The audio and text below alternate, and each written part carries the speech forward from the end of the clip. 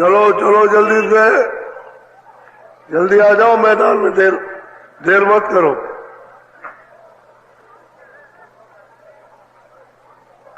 चलो चलो, समय होने वाला।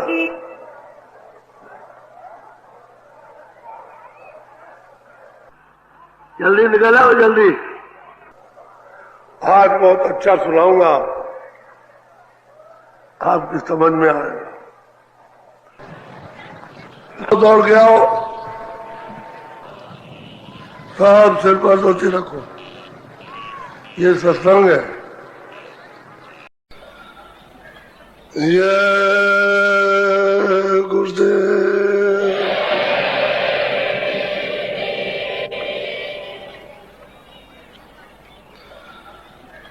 ये गुरुदेव।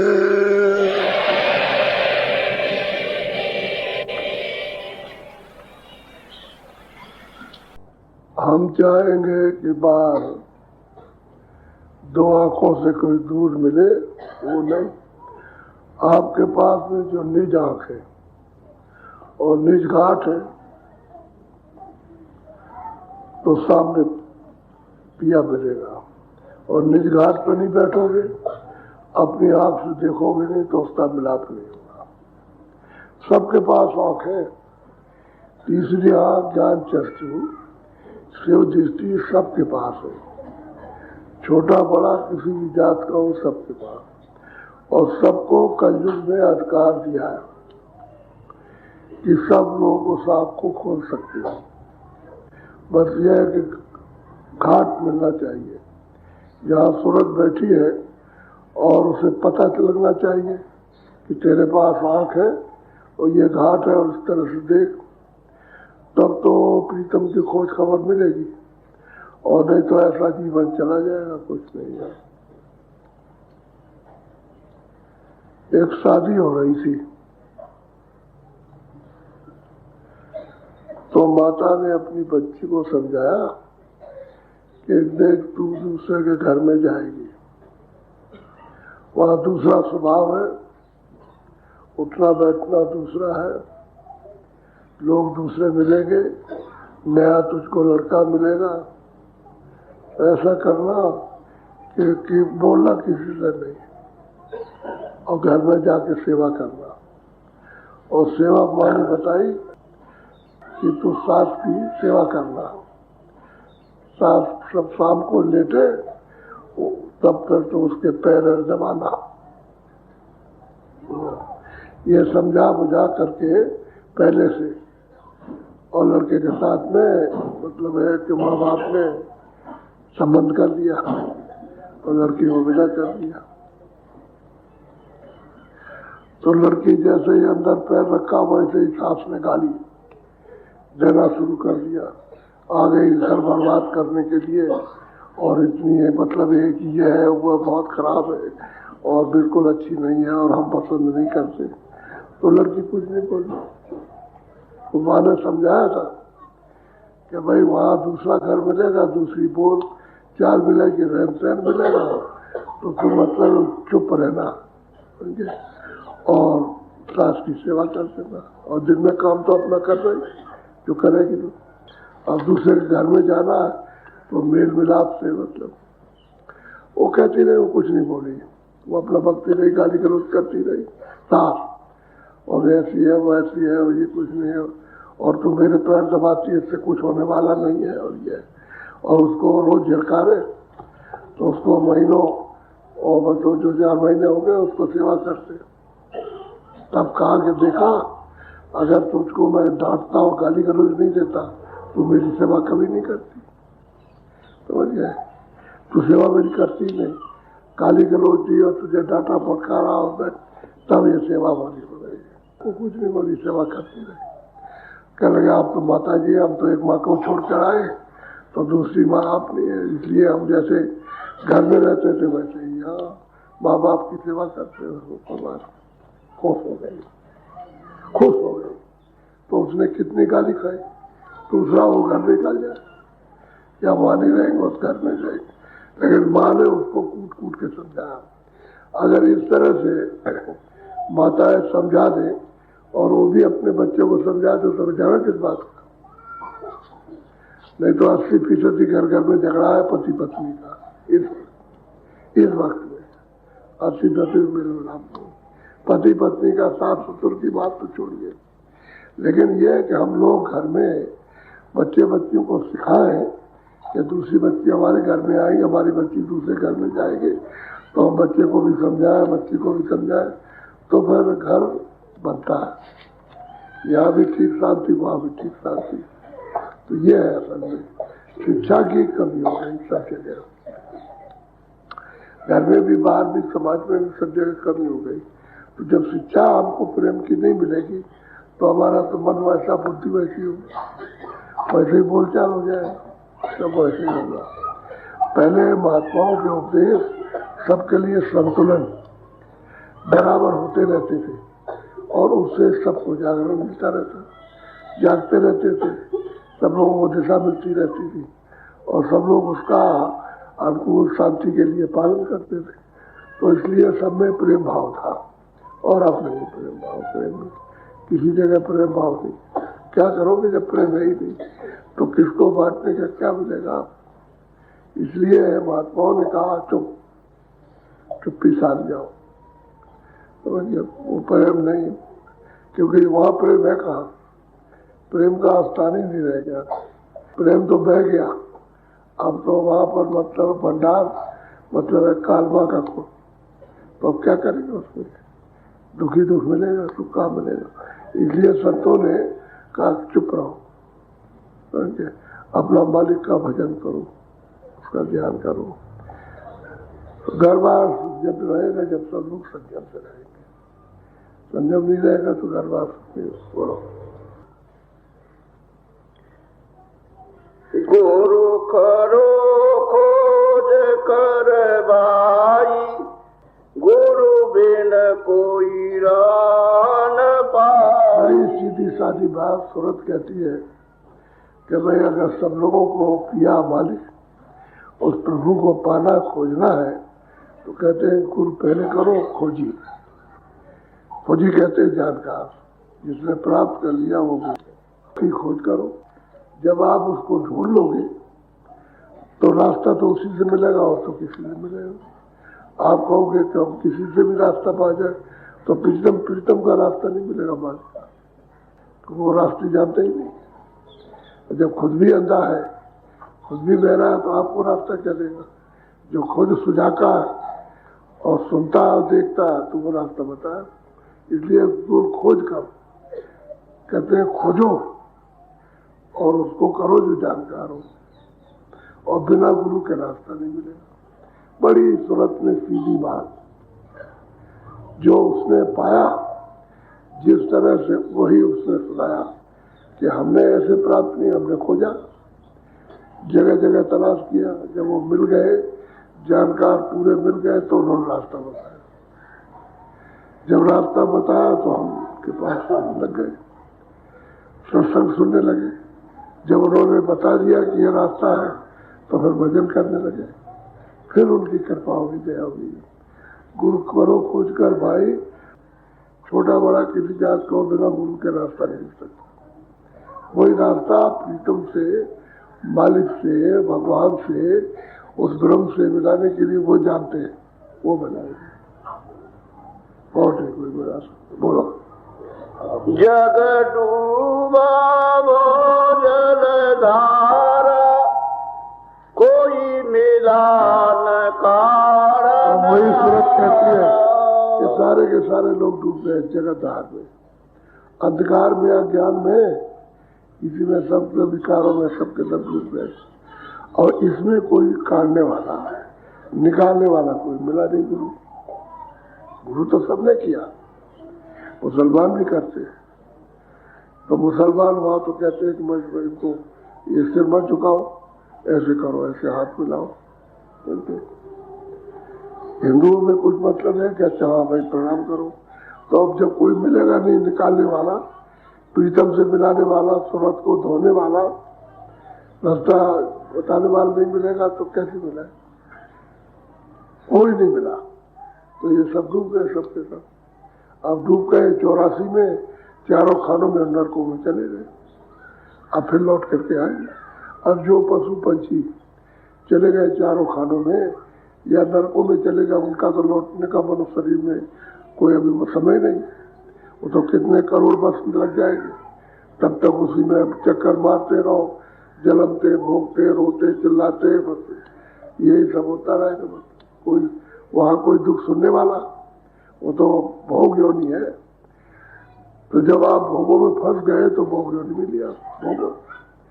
अब रोज चिल्लाओ, कर्जा है उसको देते रहो, और कर्जा वसूल होगा नहीं। तो कहते कोई भी नहीं मिला काटने वाला, इसलिए सारा का सारा मानो आया और डूब गया बहुधार में, चला गया अंधकार में। उसका यही मतलब है कि मनुष्य जीवन से हाथ धो बैठा, फिर मनुष्य शरीर नहीं मिलेगा। अब की बात इसलिए मिला है कि तुम खोज करो जानकार की, उसकी खोज कर लो और वो आपको रास्ता देगा, रास्ता बताएगा। तो फिर आप उसकी घाट पर बैठ के कमाई कर लो। जब घाट खुल जाए तो आँख खुल जाएगी, कान खुल जाएगा, देखने लगोगे, चल पड़ो। अब कोई मिलेगा नहीं तो कैसे आप रास्ता पाओगे? रास्ता तो हम जुग जुग से भूले पड़े हुए। पहले भी कभी हमारा चक्कर मनुष्य शरीर में लग गया होगा, बेकार चला गया। अभी आप मनुष्य शरीर में दरवाजे पर बैठ के जाने के लिए कहा, अभी बेकार जा रहा, सबका बेकार चला जा रहा।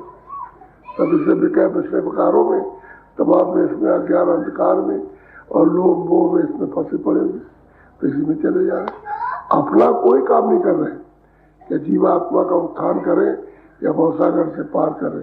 डूबने का काम अपने सिर पर बोझा लाद रहे। जब बोझा कर्मों का पाप पुण्य का लग जाएगा तो डूब गए। इसको उतारेगा कौन? क्योंकि काटने वाला कोई है नहीं, वो उतारता, वो मिला नहीं, अब उतारे को। तो जो हमारे पर लगा है उसको हमको दे जाए, वो उतार दे तो कर ज्यादा हो जाए, तब तो हमको रास्ता मिल जाए, तो यहाँ से निकल चले। तो कोई नहीं मिला, सब डूबा, सब होदार डूबे, 84 दार नरकों में दार में चले गए। अब ये इधर से निकाला, उधर 1 मिनट में हिसाब होता है, फट निकाला वहीं से हिसाब हुआ, बोल दिया। ये किसी को पता ही नहीं कैसे अंतर के अंतर ही उसको निकाल दिया और सब तमाशा देखते रह गए। वैसे कह रहे अभी नाश चल रही, नाश सब कुछ नहीं है, अभी आ जाएंगे, देखते रहे बस। अब ये पता ही नहीं कहा अंदर निकाला, हिसाब किया, भेज दिया। तो जो आपने किया उसका उन्होंने हिसाब कर दिया, भेज दिया, फिर मनुष्य नहीं मिलता। जरा सी चूक में और जल मंत्रों को आप बर्बाद कर दो और होश में आ जाओ तो काम बन जाता। तो कहते हैं काटने वाले को ढूंढो, उसकी खोज करो, वो आपको बताएगा रास्ता निकलने का।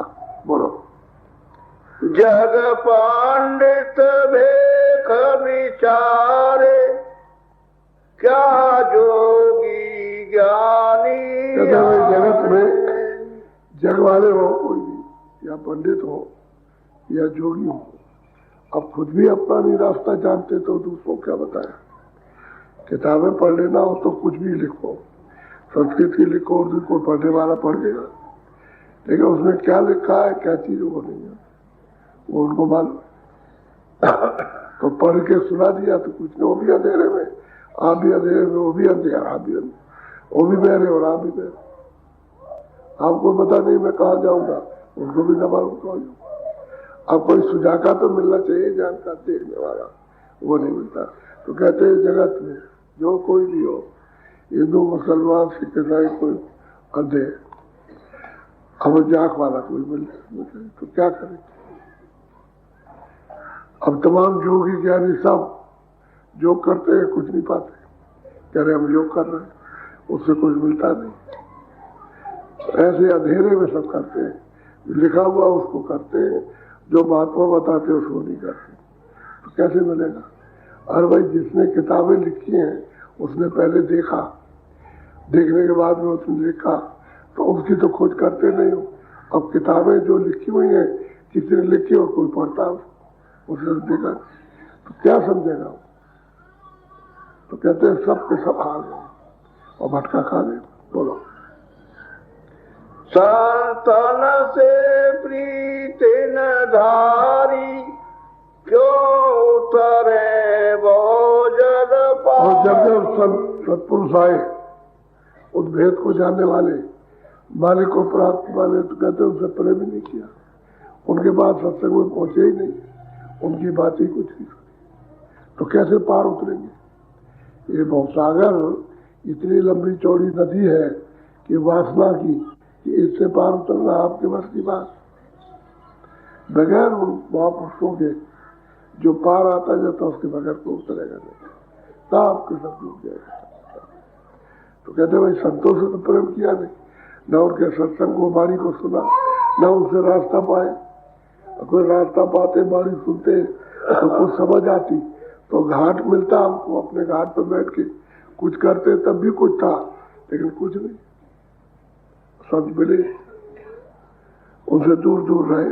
बोलो भक्ति रस में कन पाया, भक्तों की शरण नया। अब यह है कि भक्ति का रस तो बड़ा अद्भुत है, वो तो रस भक्तों के साथ ही मिलेगा, वैसे मिलेगा नहीं। वो स्वामी महाराज ने कहा कि जब भाव आ जाए, तो भाव सहित, जब मालिक के प्रति दर्शन के लिए जब भाव आ जाए, तो भाव सहित जो खोदे प्राणी कोई भी हो, उसके लिए कोई पंडित और क्षत्रिय और क्या मुसलमान और कोई हरिजन, इसकी बात नहीं, कोई आदमी हो, अगर मुझको घाट पर बैठ के खोजता है तो मैं उसको मिलूंगा। भाव पर तो खोदे प्राणी पाओ भक्त मम सब सुख खानी, मेरी भक्ति भी पा जाएगा और मुझे भी पा जाएगा जो सब सुखों की है, मैं भी मिल जाऊंगा, तब होगा। और भाव बनता नहीं, भाव में क्या संतों की कैसे बनेगा भाव, हो नहीं सकता। इसलिए सब अछूते हैं। अच्छा, खोज करते नहीं है कि भाई हम कहाँ से आए, हमको कहाँ जाना, दुनिया देखो कुछ समझ आए, भाई ये कहाँ चले जा रहे। बच्चा गया तो कुछ सोचना चाहिए कि भाई ये कहाँ चला गया, अभी तो 4 वर्ष का है, 5 वर्ष का, 10 वर्ष का। जवान जा रहा है कि भाई अभी तो 20 साल का है, चलो ये कहाँ चला गया, उसकी तो खोज है नहीं, न आने की खोज न जाने की। तो जब इसी काम धंधे में लगे हो, अच्छा चला गया, 2-4 दिन रो पीट लिया, माँ चिल्लाती रहती है अपना कुछ, वो तो मोह ममता में कि मेरा चला गया, मेरा चला गया, इसी मोह में फंसे रहते हैं। तो मिला कैसे।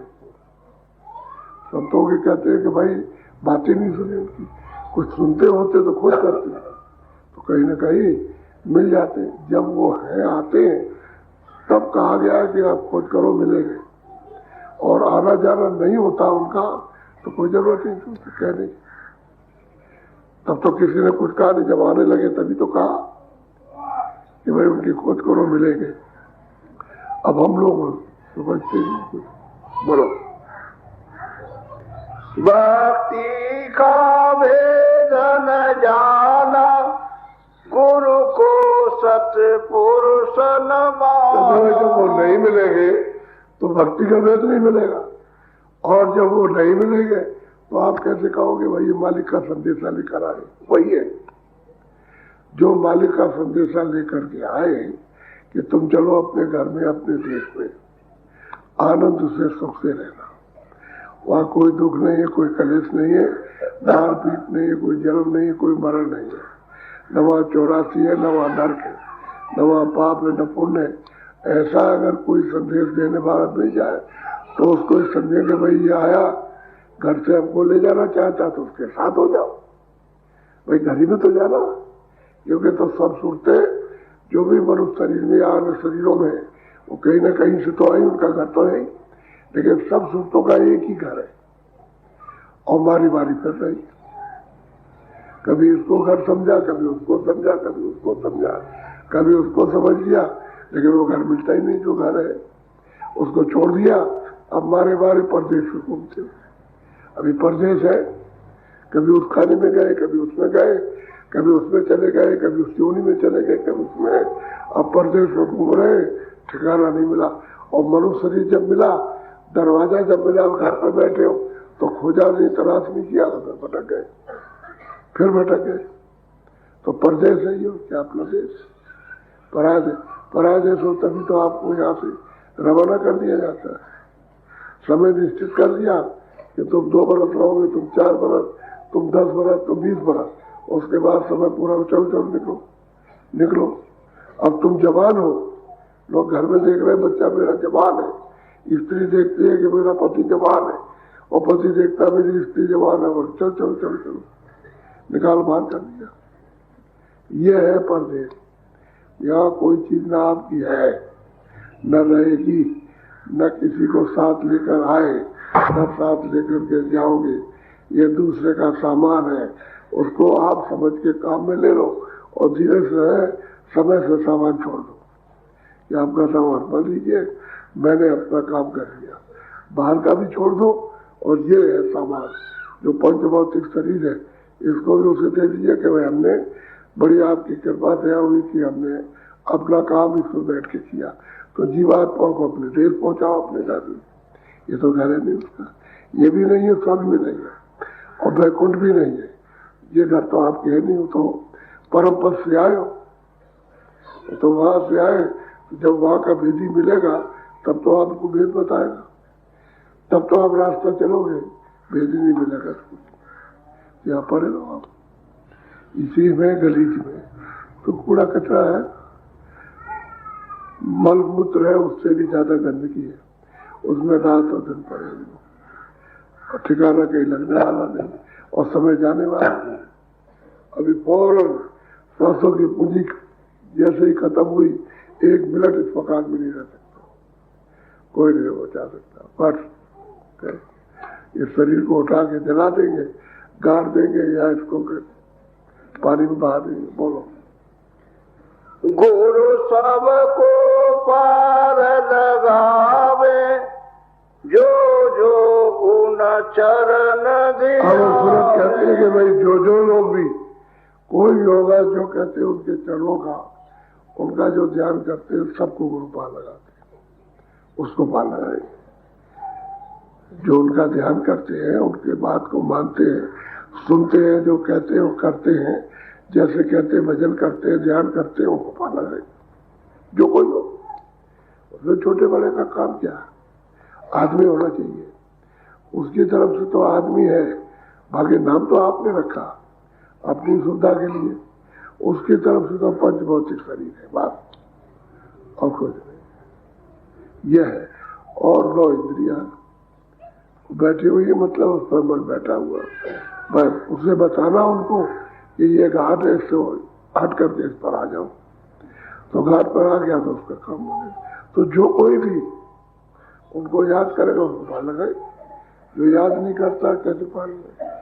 बात यह है कि आप अगर किसी को मानोगे नहीं, तो आपका काम कैसे, आपको अपना कैसे मानेगा?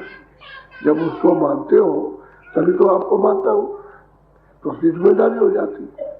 अब पति पत्नी है, वो कहते हैं कि तुम मेरी पत्नी हो, तुम मेरे पति हो, तो एक दूसरे की हिफाजत करते हैं।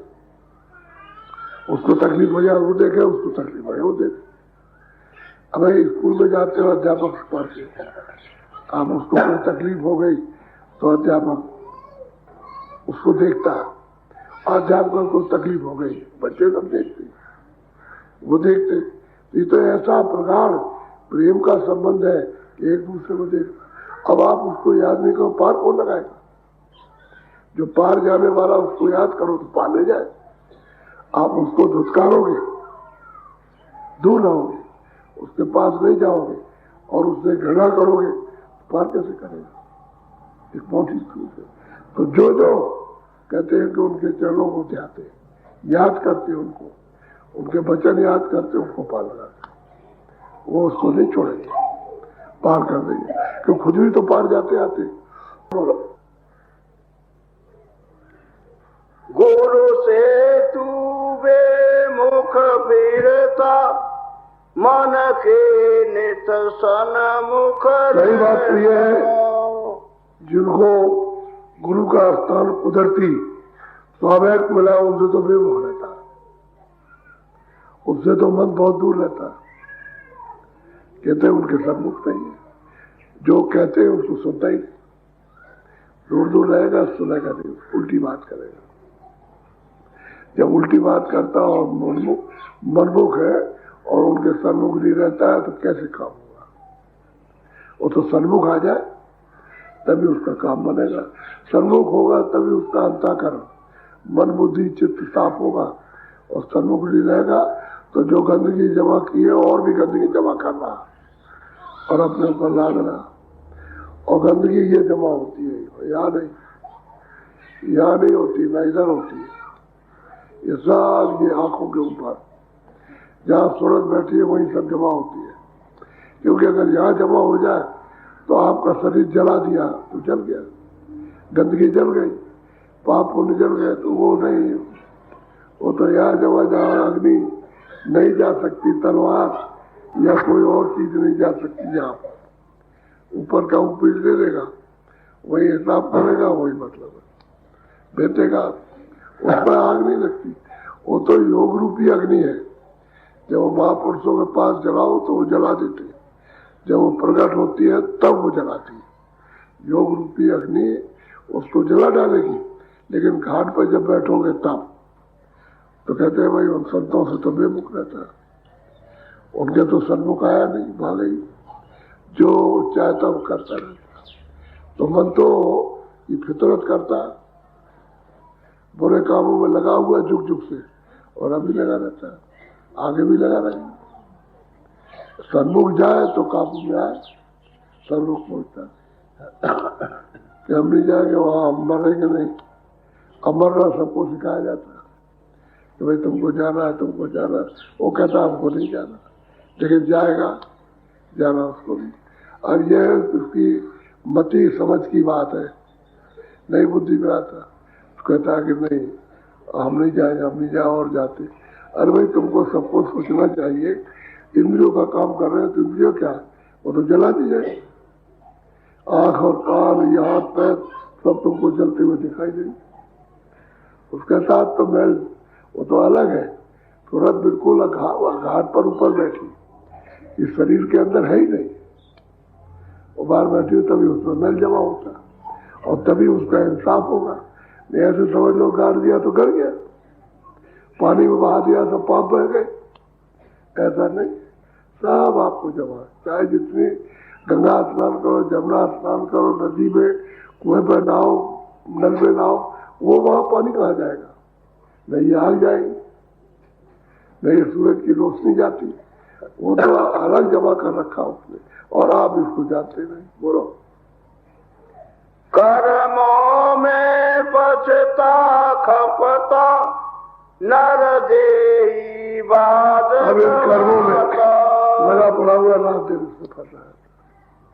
यही कर्म कुकर्म, अरे कुकर्मी है और क्या, जो अच्छे बुरे की पहचान हो कुकर्मी है। न समझे अच्छा हो रहा, न समझे बुरा, कर रहा कर्म, इसमें पचता खपता, इसमें रथ है। और नरदेही अनमोल जो मनुष्य जीवन बेकार चला गया, बेकार किसी काम, आपने अपने काम में तो कुछ लिया नहीं, बेकार कर रहे हो। जो अपने न काम आएगा दूसरों काम आएगा, और न तुम्हारे साथ जाएगा। ये सामान दूसरे का दिया हुआ हम तो वैसे ही देगा, उसने तो प्रारब्ध बनाई, जब भेजा उसने तो बना के रखा कि इतना सामान ये रखा है तुमको हर रोज मिलेगा, हर एक रोज, और स्वास्थ्य में मिलेगा तुमको। तो आपको विश्वास करना चाहिए कि प्रारब्ध बना दिए, उसमें सामान रखा, हमको रोज मिलेगा। अब आप हाथ पैर हिलाओ तो कुछ नया कर्म करो, जब नया कर्म करोगे तो वो आगे जमा रहेगा, उसी की फिर प्रारब्ध बन जाएगी। ये खत्म हो जाएगा भोग, तो दूसरी प्रारब्ध बन जाएगी, फिर वो भोग हो जाएगा। ये करना चाहिए था, लेकिन संत और महात्मा कहते इसको करने की क्या जरूरत, जो तुमने किया हो तो भोग ही रहे हो, आगे ये खत्म करो कि आज जमा मत करो, अब ये करो, आप अपनी चीज को जगा लो, नाम को जगाओ, इससे निकल के बाहर हो जाओ, तो न पाप रहेगा न पुण्य रहेगा। मतलब यह है कि प्रारब्ध किस चीज की बनेगी, जब पाप पुण्य ही नहीं तो निकल जाएगा चीज। अब जब तक पाप पुण्य रहेगा तब तक उसकी प्रारब्ध रहेगी। उसी का पशु पंछी में, कीड़े मकोड़ों के नरकों में उसकी प्रारब्ध बना करके भोगना। ये है असली। तो हमको अपने विश्वास है, जो गुरु कहे उस पर विश्वास नहीं, किताबें कहती हैं उस पर भी हमारा विश्वास नहीं है। तो हम भ्रम में घूमते फिरते रात और दिन। अब भ्रम है न जाने का।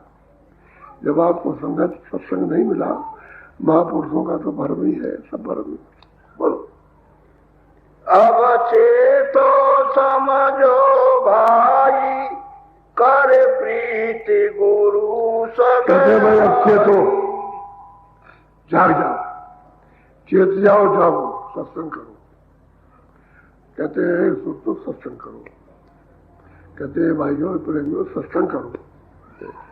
वाह, चेतो जागो सत्संग करो और प्रेम उससे करो जो सूरत को जो नाम से शब्द से जोड़ दे, उसे प्रेम करो। घाट पर बैठ करके वो जोड़ेगा, जब जोड़े तो जिस रास्ते से आई है वही रास्ता आपको वापस जाने का मिल जाएगा। सूरत तो शब्द से आई है, आवाज से, साउंड से आई, ऊपर से उतर करके लाई गई और यहाँ पर दोनों आंखों के ये बीचों बीच में बैठा दिया।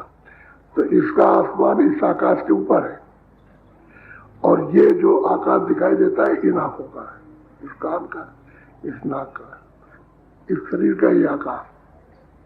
और सूरत का आकाश इसके ऊपर, क्योंकि इसके ऊपर ही बैठी। तो कहते जाग तो जाओ, चेत जाओ, सत्संग में आओ।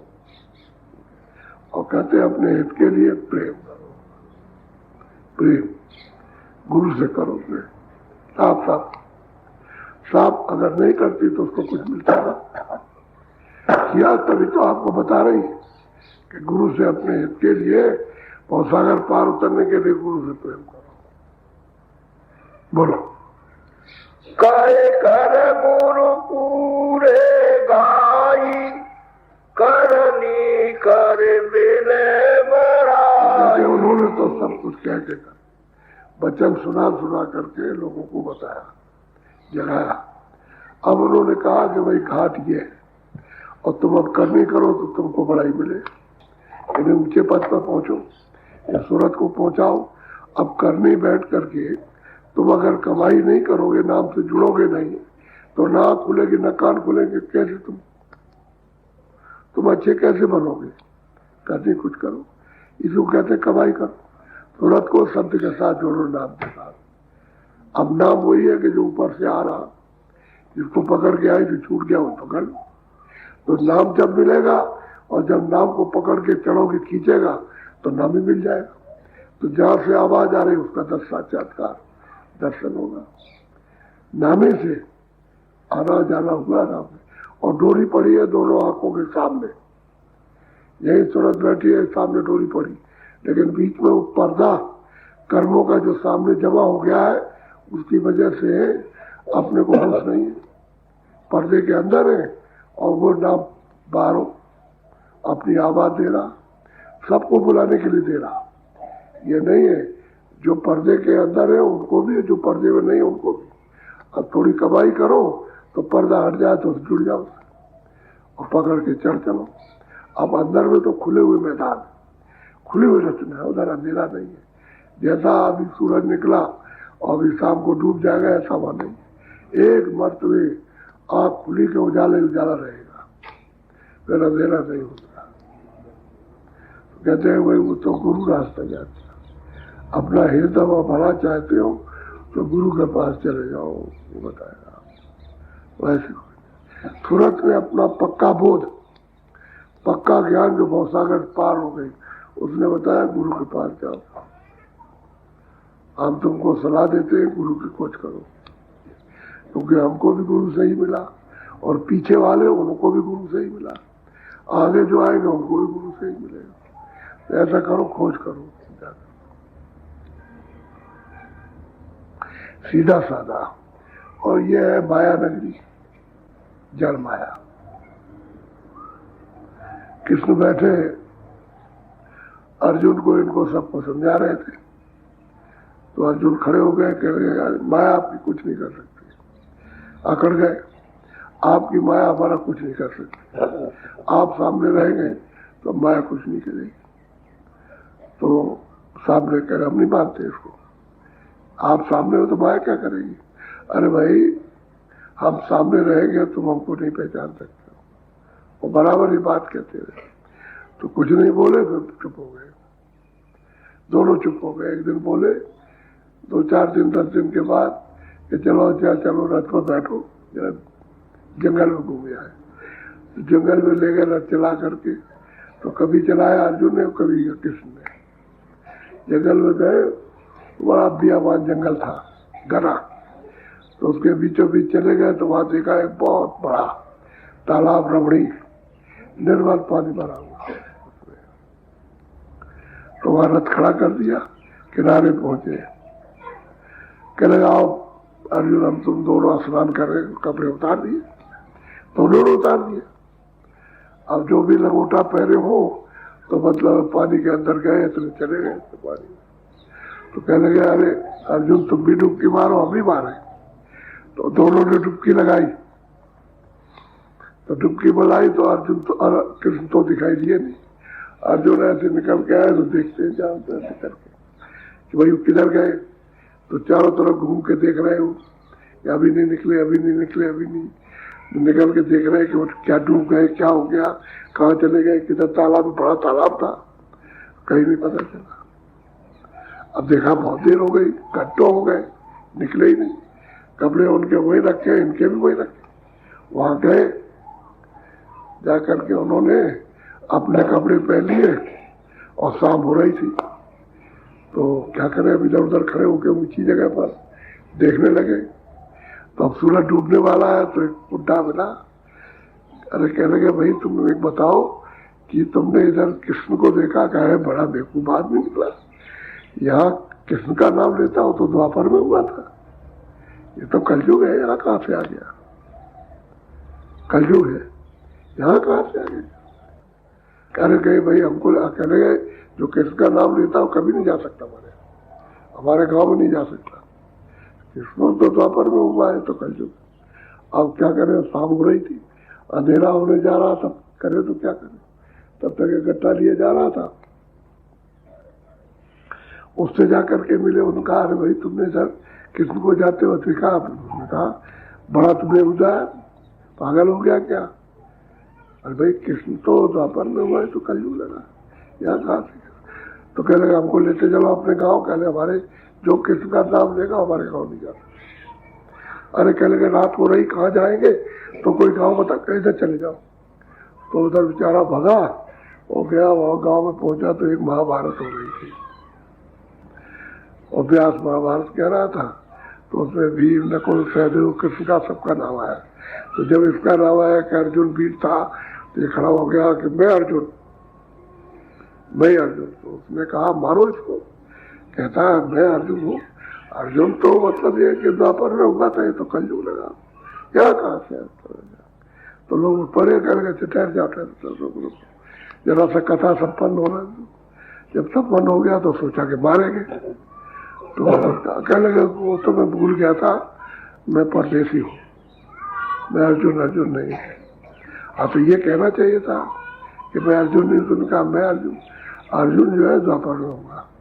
तो उसको ले गए, एक मकान में ठहरा दिया। एक सेठ जी थे, उन्होंने अपना मकान दे दिया, कहते इसमें रुको, वहां रहने लगा। सेठ जी की एक लड़की थी, उन्होंने प्रतिज्ञा की थी कि जो हमारे गांव में बलवान होगा उसके साथ शादी करें। अर्जुन बलवान था। इसके कार्यकलाप देखते थे, तो सेठ जी ने लड़की की शादी उसके साथ कर दी, अर्जुन के साथ शादी हो गई। उसको हाल बैल दे दिए, गाड़ी दे दी, खेत दे दिए कि भाई देखो अपना बाल बच्चों को पालो पोसो, अपना ये खेत है और ये बैल है, ये गाड़ी है, सब हमने दे दिया, सामान मकान दे दिया, अपना रहने लगे। 2 बच्चे हुए, 2 बच्चे अर्जुन के हुए, 2 रहने लगे। तो अब कुछ दिन के बाद उसी जंगल में एक मेला लगा। घर में पत्नी से कहा कि जंगल है, उसमें बहुत बड़ा मेला लगता है और सब लोग वहां जाएंगे, स्नान करेंगे, दान पुण्य, हरि कीर्तन करेंगे, सब वहां जा करके, और हम लोग भी चले। तो मतलब तैयारी होने लगी, जगह लाखों आदमी भीड़ होती है।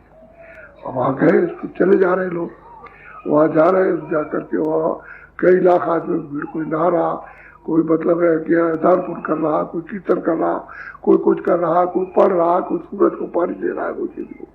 वहां सब भीड़ देखी। तो इन्होंने क्या काम किया, तो बच्चों को सबको पहले स्नान करा दिया और उनको बैल वालों को चारा दे करके उनसे कहा कि अब हम जा रहे नहाने, गए नहाने के लिए। तो कपड़े वपड़े उतार करके रखे और पानी में गए, तो जो डुबकी मारी और बाहर उन्होंने मुंह निकाला और देखा इधर एक आदमी ने, कोई वही किनारे कृष्ण खड़े हैं, वही खड़े हुए कृष्ण, खड़े कृष्ण। अब ये इधर उधर देखते कोई भाग के आए, तो अभी चला रहे कि भाई देखा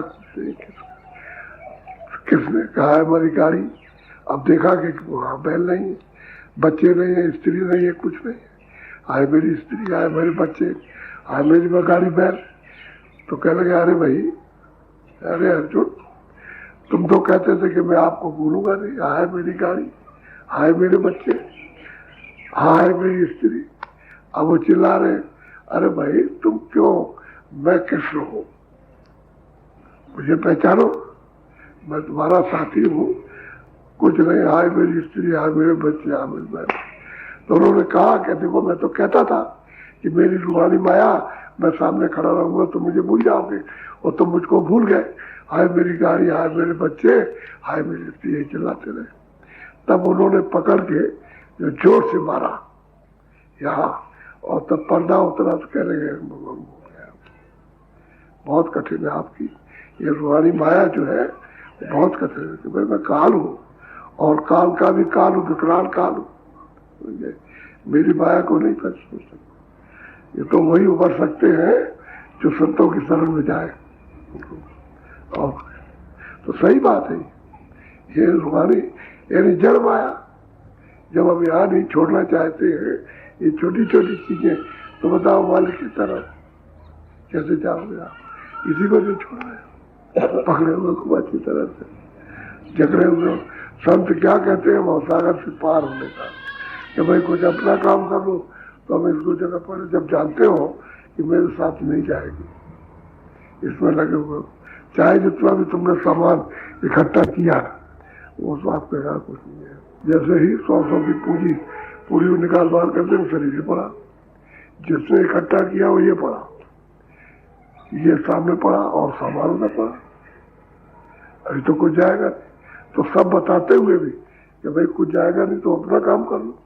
अभी जो नाम की कमाई करो, जो तुम्हारे साथ आया और वो धर्म तुम्हारा छूट गया, उसको लो पर, वो घाट पर मिल जाएगा, तुम तो अपने घाट पर बैठो। तो महात्मा कहते हैं भाई ये घाट है, इसको पकड़ लो, तो आप उसको पकड़ते इसमें लगे रहते, क्या कीजिए, सीधी सादी बात।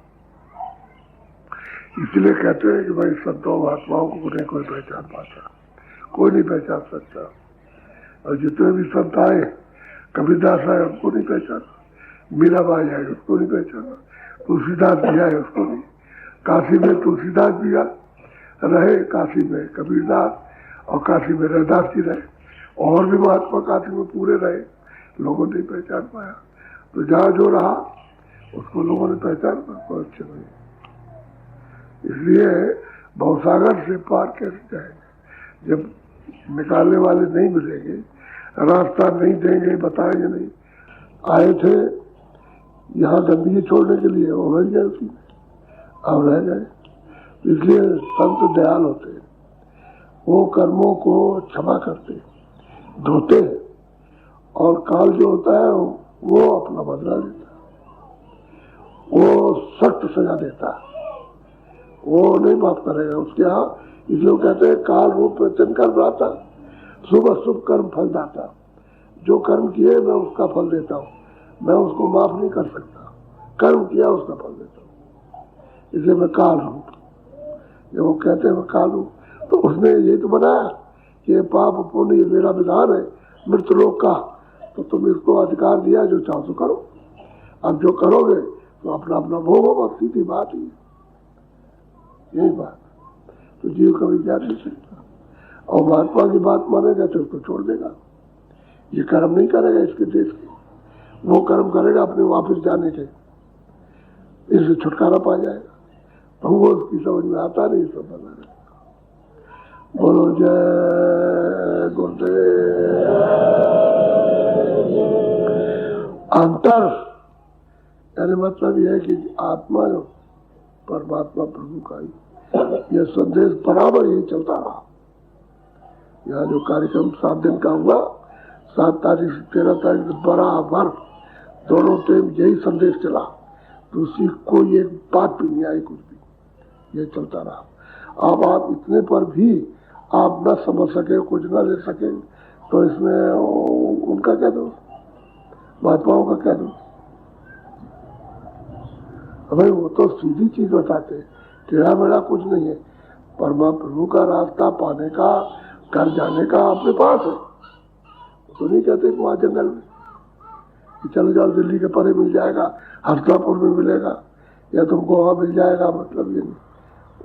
जंगलों में, नदियों के किनारे कहते तुम्हारे पास, सबके पास, जितने भी बड़े घाट है उन सबके पास वहां जाने का रास्ता अपने देश में, अपने घर में, अपने मतलब मालिक के पास, उसी के पास जो रामायण में लिखते हैं, एक अनिया रामा अग सच्चिदानंद प्रभु धामा। वो कहते हैं कि एक ही है, उसके पास जाने का यही से रास्ता। लेकिन आपको जब मिलेगा, जब वो मिलेंगे तब ऐसा नहीं। कुछ भी करो तो सोच समझ के सत्संग सुनो, और सोच समझ के जाग करके जो बताए उसको थोड़ा सा कर लो। और भजन करोगे तो कमाई हो जाएगी, तो कुछ पा जाओ, निकल जाओ। और वो कहते ही है कि भाई अब तो घाट पर बैठो, सवार हो नाम के साथ, चलो तुमको पार उतारे। अब तुम बैठते ही नहीं, क्या करें? घाट पर रुको, वहां थोड़ा सा चित्त मन बुद्धि व सूरत के साथ रुको तो आँख खुल जाए, कान भी खुल जाए तो बैठ जाओ। जब नाम सुन पर बैठ जाओगे तभी तो जहाज है, वो तो भवसागर से पार करेगा। अब जीवन से भटके हुए विचार क्या करें? बोलो जय गुरुदेव।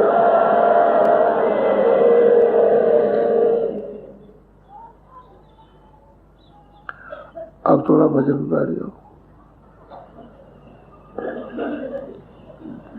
बैठ जाओ भजन पे थोड़ा। जब कहेंगे तब खोलना, ऊंचा ध्यान देके सुनो, आंख और कान बंद करो, आवाज को सुनो, जो ऊपर से शब्द आ रहा नाम, उसको पकड़ो ध्यान देकर, सुनते रहो, लगातार पकड़ में आ जाएगा।